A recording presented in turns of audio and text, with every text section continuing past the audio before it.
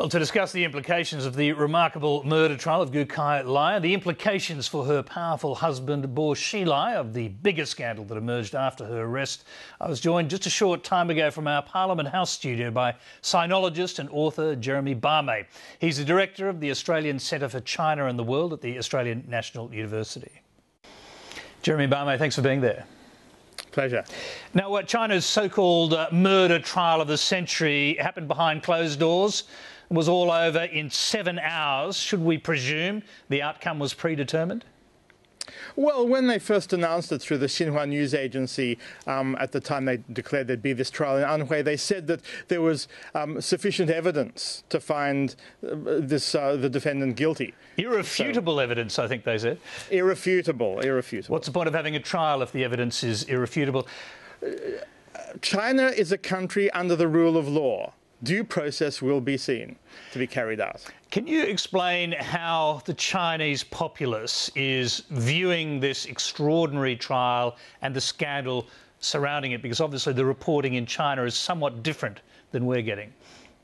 Yeah, succinct and laconian, to say the least. In China, there's this idea that there's an ambient cultural panic and rumour-mongering at the time of political crisis. There have been a number of moments in the last 40 years in which this has happened. People are having a field day. It's the only form of Chinese politics that people can really participate in, by gossiping, by rumour-mongering, and by speculating what's really going on, because for sure all the people I know do not believe the official account. Now, what do you think is going on then at a broader level? Because leave aside the trial for the moment and let's talk about the husband who was a political firebrand and a huge figure, or potentially huge figure, inside Chinese politics, Bo Xilai. There are tremendous implications, obviously, for his future since he's under house arrest. Indeed. Well, we do know that somebody did die, somebody killed them, and this trial is trying to deal with that issue. The larger issues are far more complex, because this case has brought together the great questions of any soap opera in the world, which are love, or passion at least, money, family influence, and political power and authority, and also generational change. All of these elements are present. Bo Xilai, the accused Horace Kailai, as she's known, his career was stellar until March this year. He is the son of a revolutionary, as she is the daughter of a revolutionary. They seemed like the perfect couple. He seemed like he was destined for some form of very high, if not supreme, power in China. He came to power in Chongqing in the last number of years on a wave of revived nationalism with a touch of Maoism, plus a bit of social egalitarianism. A brilliant performer, and also, it seems, a brilliant man. The gift of the death of the British businessman Neil Haywood to the Politburo of China has been immense. It's allowed them to deal with a political firebrand, but it's also opened up a can of worms about political succession, about orderly transition of power, over the nature of a one-party state in which the vested interests of business, power, mongering among an elite, the PLA and army, and also entrenched family connections are all embroiled. And they've been very careful in the last few months to try and separate this murder trial from Bo Xilai's own political future. All right, let's go back a couple of tremendous amount of things to talk about there. Let's go back to the actual murder. Is it clear, do you think, is there enough evidence to say that Haywood was murdered by Bo Xilai's wife? Because, after all, his body was cremated without an autopsy. All we can do, and this is one thinks back to the other great murder moments in modern Chinese history. One of the great political deaths, was that of Lin Biao in 1971, supposedly died in a plane crash with son and wife in Outer Mongolia, on the way to fleeing to the Soviet Union after attempting to murder Chairman Mao, September 71. We are still unclear as to what actually happened in 1971. People compare this moment to that moment, saying the facts are unclear, people are very distrusting of the system because so little has been revealed. Again, the nature of a closed political system, we don't really know, we can just accept, we have to accept what we're told. Tell us about the wife, tell us about what sort of person she was, because in her own right, as well as being the daughter of a revolutionary hero, she was rather remarkable. She was a lawyer, who had taken on a giant US corporation, won a big trial and wrote a book about it. So she's a remarkable person beyond all of this. Well, indeed, and I never met her. I do have a number of friends who are of this same generation, also the children of privileged party or army leaders, smart, savvy, world-wise, competent in the extreme, and people with a great sense of personal afflatus, that this country, that China and its future belongs to us. And she seems to be of that ilk of person, a type of figure we'll see more of coming from China and internationally, people with great cultural and political confidence and a lot of money behind them.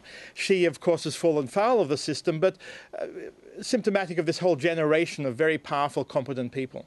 Is it clear why she would have murdered this British businessman? There are all sorts of rumours about this, and I mean the one that's being talked about by the officials is that somehow or other there was a money deal went wrong, and she was protecting her son, who of course was a princeling, effectively off in Harvard, driving around a Porsche and studying.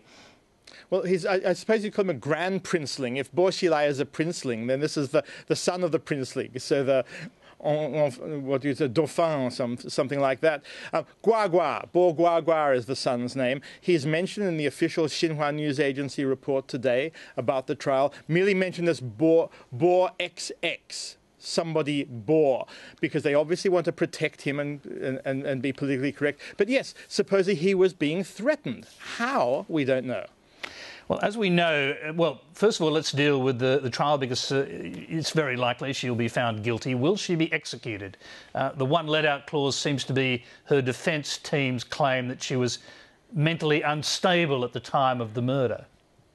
Well, the official line determined in the Maoist era remains, if you confess your crimes, you can be dealt with leniency. She seems to have confessed and thrown herself on the mercy, if one could use such a word, mercy of the Chinese court system. And because of the very nature of the case, she may well be let off. Although you would think that just because of the notoriety of what has happened, the international influence, and also the internal Chinese political influence, that she would be dealt with very swiftly and savagely. It will be a barometer, to an extent, for us to tell what's going on in China. If she is not dealt with severely and given a bullet in the back of the head or an injection, we will know that the Chinese Politburo and the political and legal system are so tenderly and carefully balanced that they dare not move in any particular direction and will compromise rather than actually doing away with this troublesome person. Okay, as we know, and we've mentioned this before, since the murder charges against his wife, Gu Kailai remains under house arrest. He's not charged with the murder, but with rather unspecific charges against the party, violations of discipline. Is it clear what he's done? It's again unclear. She took the rap for the murder. He has breached party discipline. Now, party discipline is a very strict series of codes of conduct and behaviour. People breach it all the time. It could be she had a foreign passport, one believes. She's a party member as well. Both things are illegal, that he would have overseas money overseas, that there would be some question about his wife having a foreign passport. All of these issues are themselves breaches of party rules and regulations. There may be far more serious breaches to do with local issues in Chongqing when Gu Kailai was mayor. We don't know the details. We know that when he came into power 6-7 years ago, that he carried out a major crime campaign, anti-crime campaign, in which many people were summarily arrested, dealt with, and many killed, executed by the courts. And there's a whole stream of complaints to the central authorities that there were many injustices done at that time. So that may also be breach of party discipline. Now, did he run afoul of the factional system, because he was evidently about to be elected or promoted into the 9-member, very powerful standing committee of the Politburo? Could he have run afoul of other factional figures in the Politburo? Well, we know that there's been disturbances and debate about his rise and his influence for the last couple of years. One must say that in March, April last year, a good year and a half ago, there were already a lot of speculation about political rumor mongering and about factionalism within the party. In fact, the party issued a communique banning people to engage in errant gossip and speculation, and that they said that all forms of factional behavior should stop and cease forthwith. That was an indication for those who read the tea leaves of party behavior that something was already profoundly wrong. A year and a half ago, nearly a year before Gu Kailai fell. He was definitely part of this, if you call it factional warfare. I always think of Chinese factions as developing the moment somebody falls foul of the system. They become part of a faction. So what happened exactly, we're not sure. Tell us a little bit more about him, because he's described as a neo-Maoist, and some people suggest he was on the verge of creating for himself a kind of Maoist cult, and that the reformers in the Politburo, if you can call them reformers, deeply feared that he could have Maoist tendencies. Well, it's one of the great enigmas of China. China is still an avowedly Marxist, Leninist, Mao Zedong thought-run country. To use Maoism, to evoke the Maoist ideas, even Maoist policies, is legitimate and allowed. In fact, one of the only ways Chinese politics can move is to evoke Maoism. So Gu Kailai was actually behaving within the accepted code or parameters of political behavior, but he did it with flair. He was also a neoliberal capitalist leader, as well as being somebody who was relying on the charismatic politics and extreme nationalism of the Maoist era. He gained a lot of support from normal people because he actually introduced social welfare policies that really appealed to normal people. This is why his fall has been so controversial among the masses of China.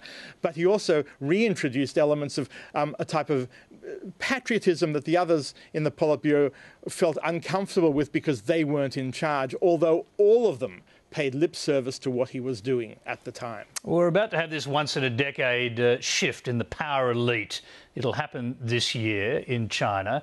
Will he still, is there any chance at all he could still be part of that, or is his run, as it were, finished? One would think it is finished. I mean, one would happily like to speculate as such, but Chinese politics is one thing that one better not predict. There's no doubt that it is a country of revival and renewal, and it wouldn't surprise me if somehow, well, he might just reappear one day in a few years' time, sitting in the back row of one of those innocuous party or government congresses, noted in passing, as some other purge leaders have in the past. I don't know. There's a whole sort of 1984 ring about that, I must say. Well, China is politically, here we have the new world power, politically opaque. The system is a black box.